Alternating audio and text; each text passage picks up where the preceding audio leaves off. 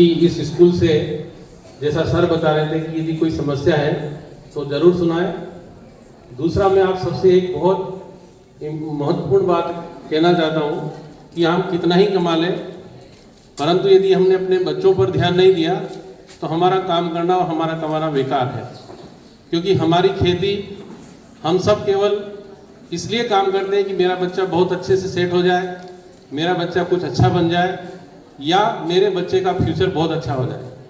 जब आपको विद्यालय में बुलाया जाए, आप आते हैं तो हमको बहुत अच्छा लगता है, और आप हमारी जो कमियां हैं, स्कूल की जो कमियां हैं, वो हमको बताएं।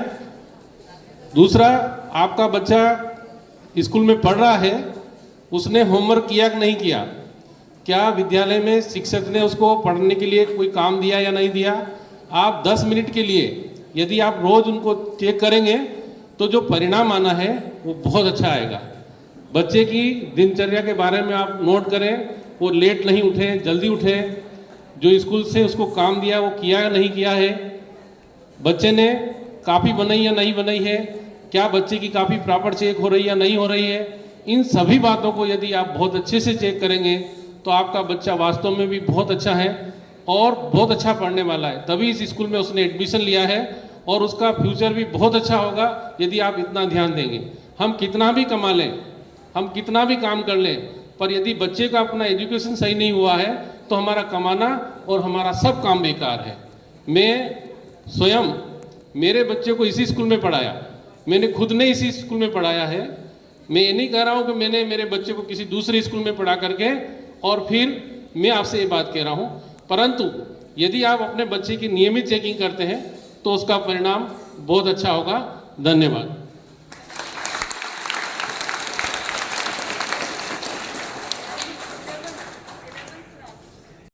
जो गर्ल्स का टॉयलेट होता है वो उतना क्लीन नहीं होता जितना होना चाहिए, तो मैं समस्या नोट कर रहा हूँ। अगर मेरा दृष्टिकोण मानता हूँ जेंट्स तो उस तरफ जाते ही नहीं है, और जहाँ तक मुझे लगता है कि हमारी जो महिला स्टाफ है वो भी उधर नहीं जाती होंगी, तो गर्ल्स को दिक्कत आती तो ये बात उन्हें बता देना चाहिए। लेकिन फिर भी यदि आज बताइए तो हम इससे आज में अमल में लाएंगे। हमारे जो प्रभारी हैं उनको मैं बोल दूँगा, मैं यह भी नोट कर रहा हूँ कि इस बात को हम ध्यान रखेंगे। वैसे मेरा सभी गर्ल्स से यहाँ आग्रह है अभी कि यदि ऐसी समस्या हो तो आपको तुरंत बता देना। ऐसा नहीं कि अपन उसको घर जाके कहें कि भाई सफाई कर्मचारी हमारे यहाँ उपलब्ध हैं, वो सफाई भी करता है। अब जो गर्ल्स टॉयलेट है उसकी समस्या मैं अपना दृष्टिकोण बता, आपने तो बताया, धन्यवाद आपको। मैंने अभी थोड़ी देर पहले कहा कि हमारे यहाँ कंटिन्यू ट्रेनिंग पे ट्रेनिंग चलती है, तो जो प्रतिभागी होते खेल में भाग लेने वाले, अभी भी 3 दिन तक हमारी क्लास 10वीं ABC डिस्टर्ब चल रही थी क्योंकि बाहर से आने वाली एक टीमें यहाँ रुकी हुई थी और खेल रही थी, तो वो लोग भी उस वॉशरूम को यूज करते हैं। उनके लिए अलग से तो है ही नहीं कि भाई खिलाड़ियों के लिए अलग बना दिया, वो जब आएंगे तब ट्रेनेंगे। या बाहर से जो प्रतिभागी विभिन्न ट्रेनिंग में यहाँ पर आते हैं तो उनके लिए अलग से बना दिया जाए, ये भी संभव नहीं है। जो बने उन्हीं को यूज करना है। और कभी कभी ऐसी स्थिति होती है कि वो जब देर तक ट्रेनिंग चलती है तो साफ नहीं हो पाता है। सफाई कर्मचारी को भी उसको साफ करने के लिए खाली होना चाहिए, और जब खाली होता है तो काम कर पाता है। लेकिन यदि देर हो गई और नहीं कर पाता तो अगले दिन जब उसको गैस यूज करती है तो गंदा दिखता है। फिर भी उसको मैं नोट कर रहा हूं और इस समस्या का निकाल कर देंगे। फिर भी मेरा आग्रह कि वो समस्या स्थायी नहीं, अभी सफाई करी 2 लोग जाके गंदा कर देंगे तो फिर गंदा हो जाएगा, है ना। पर समस्या को नोट कर लिया है। आप इतनी देर नहीं लगाना चाहिए कि घर पे कहना पड़े। तो अपन जहाँ बैठते हैं, हम तो क्लासरूम के लिए भी बोलते हैं, मैडम तो खुद कहती है कि अपना क्लासरूम खुद साफ करिए। जहाँ हम बैठते हैं वो परिसर पूर्ण रूप से साफ सुथरा स्वच्छ होना चाहिए।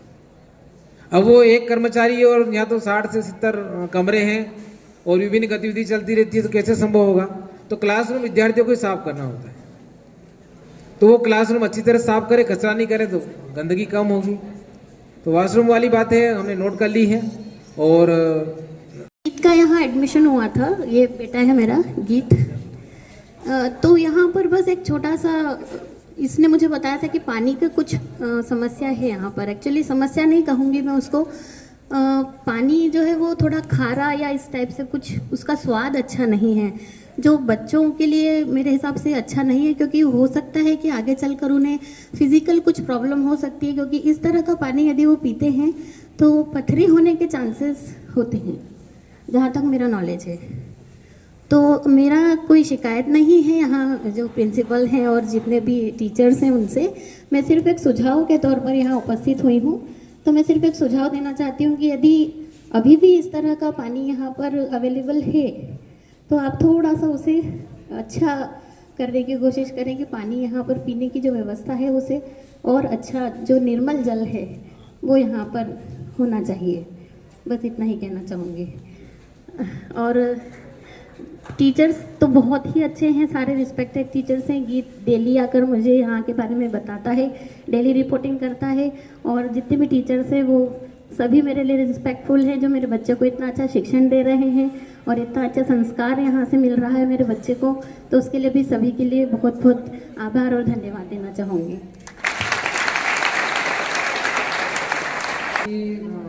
सुझाव है, समस्या थी, उसको हमने पिछली बार भी हल किया था। ये क्या है कि टेक्निकली इश्यू रहता है, जो नलकूप विभाग होता है उसको हम भेज देते हैं, वो आके दवाई डालता है, उससे क्लीनिंग होता है और उसके बाद फिर से कुछ समय में ऐसा हो जाता है। यदि ऐसा लग रहा है फिर से तो हम इसको जल्द ही समस्या का निराकरण करेंगे। पानी की जांच पूर्व में भी हो चुकी है, क्योंकि बोरिंग का पानी रहता है उसको साफ करके अलग अलग कर डालते हैं और फिर इस तरह से चेंज होता है। पर यदि समस्या आ रही है तो उसका समाधान करेंगे। मैं नोट कर लिया इस बात को। अगले अभिभावक 9C में मेरी बालिका पढ़ती है प्रियांशी, उसने मोबाइल पे होमवर्क मांगा मेरे से और हिंदी के टीचर ने उनको होमवर्क दिया। तो ये नहीं होना चाहिए। जब आप बात करते हैं, बच्चों के पास मोबाइल नहीं होना और फिर एंड्रॉइड फोन नहीं होना, तो अगर साधारण फोन होना तो फिर ये बच्चे मतलब कैसे क्या करें?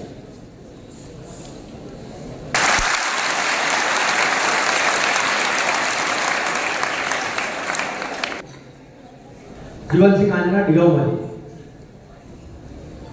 जीवन सिंह जी, बहुत अच्छा विषय आपने रखा कि वर्कआउट नहीं देना चाहिए। हम लोग किसी भी स्थिति में मोबाइल पर वर्क देने के लिए न तो सहमत है, न तैयार है और न हमारी पॉलिसी में ऐसा है। क्योंकि ये व्यवस्था तब थी जब कोरोना काल था, विद्यार्थी विद्यालय में नहीं आ रहा था। तब हमने एंड्रॉइड फोन भी मंगाए थे, क्लासरूम में मंगवाए थे, आप लेकर आ जाएं, और तभी होमवर्क दे रहे।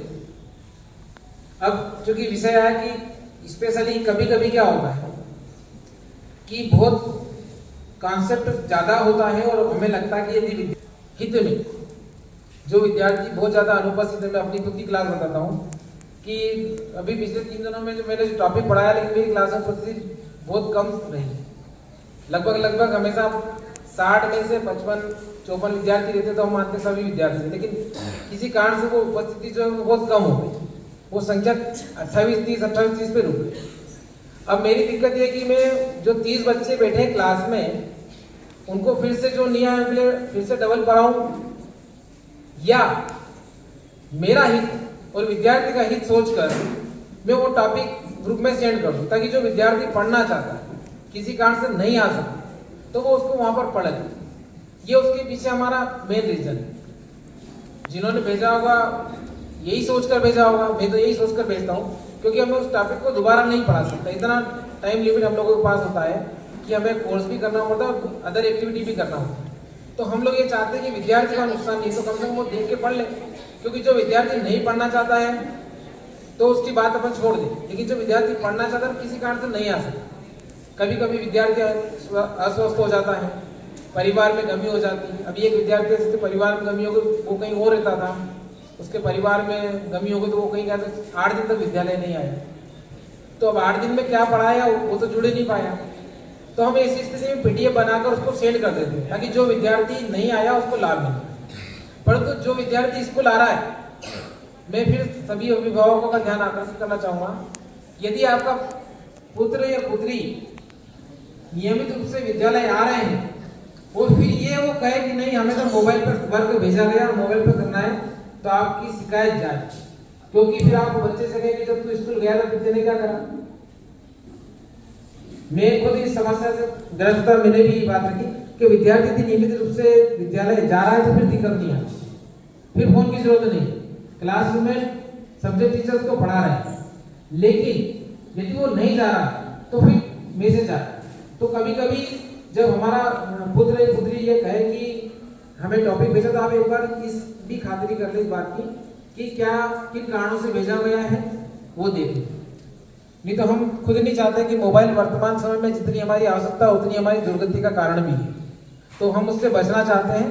हमारा पूरा प्रयास है कि विद्यालय में कोई भी विद्यार्थी एंड्रॉइड फोन लेकर ही ना।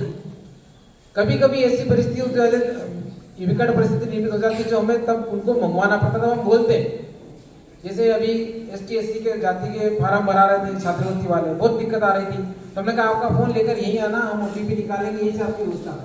तो कुछ विद्यार्थियों ने मंगवाया, हमने सिलेक्ट है, सभी के नहीं, जिनके काम मोबाइल पर घर पर हो जाते हैं तब तो काम चल जाता है, जो नहीं हो पाता उनको हम यहाँ बुलाते हैं। हमारे पास स्मार्ट क्लासेस भी है, हमें यदि कोई वर्क करना होता हम स्मार्ट क्लास में कर लें। तो जीवन सिंह जी की समस्या हमने सुनी है और इस पर हम ध्यान देंगे कि हमारी तरफ से कोई इस प्रकार की गलती नहीं हुई है, क्योंकि मेरा व्यक्तिगत मानना है कि हम दो भाई तलवार पर चलते हैं। हमें जो विद्यार्थी आ गया उसको भी पढ़ाना है और जो नहीं आया किसी कारण, दो मुख्य कारण तो समझ में आते हैं, तो अस्वस्थ हो जाता है और दूसरा परिवार में कोई दुर्घटना घटना हो जाती है तो नहीं आ पाती, तो वो काफी से छूट जाता है। तो हमारा लक्ष्य था कि कम से कम अपनी काफी में उसको पॉइंट उतार ले और लक्ष्य की पूर्ति करें, ताकि जब हम रिवीजन करें, अभी हम लोग जो है पूरे टारगेट में है कि अक्टूबर या 15 नवंबर तक हमारा जो ईयरली कोर्स उसको खत्म है। इतना फास्ट हम लोग कोर्स चला रहे हैं कि इसको रिवीजन करना बहुत जरूरी है। पढ़ाते पढ़ाते माध्यमिक शिक्षा मंडल की कुछ दिशा निर्देश भी बदल जाते हैं। हम अभी लगातार बच्चों से बात कर रहे हैं, जो हमारे साथी बोर्ड के काम के लिए भोपाल गए थे, उनसे भी काम कार्यशाला भी आयोजित बोर्ड किस प्रकार से अंकों को डिस्ट्रीब्यूट करता है, धीरे कैसे करता था, क्या परिवर्तन आया, हमने कल इस संबंध में चर्चा भी करी और आयोजित करके कार्यशाला का आयोजन करके और इस बात में ध्यान रखते हुए ताकि उनको लाभ मिले। फिर सुझाव मैंने नोट कर लिया अनुसार ये सुझाव हमको मिला है। हमारा फिर आग्रह है कि ऐसी परिस्थिति में फिर एक बार हम चेक कर लें, फिर जो संबंध जिस नंबर को मैसेज आया उस पर बात करें, तो मुझे लगता है समस्या हमें समाधान है। ये जो उन्होंने नहीं भेजा, कभी कभी क्या होता है इस स्टेज पर दूसरा नहीं बताते हैं, इसलिए किसी भी जाकर में रोज स्कूल आता, अब आप उससे फिर मुझे पढ़ाना भी जरूरी है। और मेरे क्लास का बच्चा जिन्हें की वेट में भी आया, 2 का तारीख नहीं पढ़ा,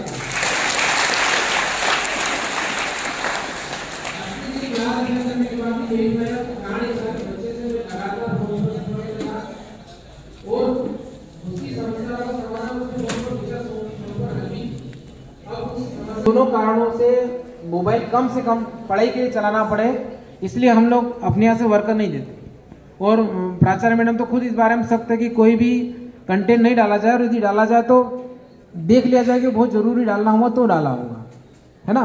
बहुत बहुत धन्यवाद जीवन सिंह जी। और कोई अभिभावक?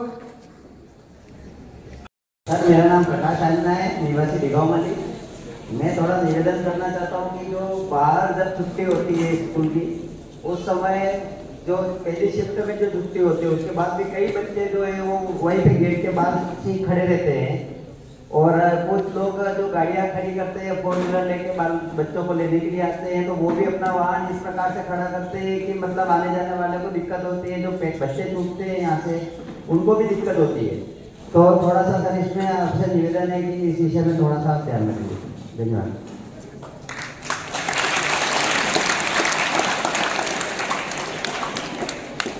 धन्यवाद आदरणीय प्रकाश जी। आंध्रा डिगांव से बड़े जागरूक लोग हैं। मेरा अभी जुड़ाव डिगांव से रहा है, कई कार्यक्रमों में आता हूँ और गेट वाली बात है, हम इसको सुधार करेंगे। हमारा प्रयास रहता है कि बाहर चले जाए, चौकीदार जी हमने गेट पर लगा रखे हैं। आपका सुझाव सुन लिया हमने और इसको बाहर गेट पर वाहन जो अभिभावक लेकर आते हैं उनसे भी, क्योंकि वो भी आपके साथ यहाँ बैठे हुए हैं, सुन लिया होगा उन्होंने, और सुधार हम करेंगे। व्हाट्सएप पे या ग्रुप पर किया जा रहा है, मैं तो सर इस चीज से सहमत हूँ। आपसे भी कहना चाहूँगा, एक्चुअल मायने में कई बार जो पेरेंट्स होते हैं वो प्रॉपरली घर पे नहीं हो पाते। जैसे मैं अपनी पर्सनल प्रॉब्लम बताता हूँ, तो मैं घर पे नहीं हो पाता हूँ, बट मुझे पता नहीं लगता है कि मेरी गुड़िया ने या मेरे बच्चों ने होमवर्क प्रॉपर किया है नहीं किया। बट अगर ये जो व्हाट्सएप वाली जो प्रणाली है कंटिन्यूटी डेली बेसिस वाली अगर शेयर होती है तो इससे हम पर्सनली भी घर पे कांटेक्ट करके कंफर्म कर सकते हैं कि बच्चे वास्तविकता में होमवर्क कर रहे हैं नहीं कर रहे। क्योंकि मैं खुद ये कर नहीं पाता, मुझे फील हो रहा है बात पे, तो मेरी बेटी प्रॉपर होमवर्क कर रही है या नहीं कर रही मुझे पता नहीं, क्योंकि मैं महीने में 20 दिन घर ही रह पाता हूँ, मुश्किल से 10 दिन घर रहता हूँ। तो ये प्रॉब्लम तो है, बट अगर इसको रेगुलरली अगर शेयर किया जाए तो बेहतर होगा। जी नाम बताएं अपना। मेरा नाम कमल भारती और मेरी गुड़िया भावना भारती 9th D में।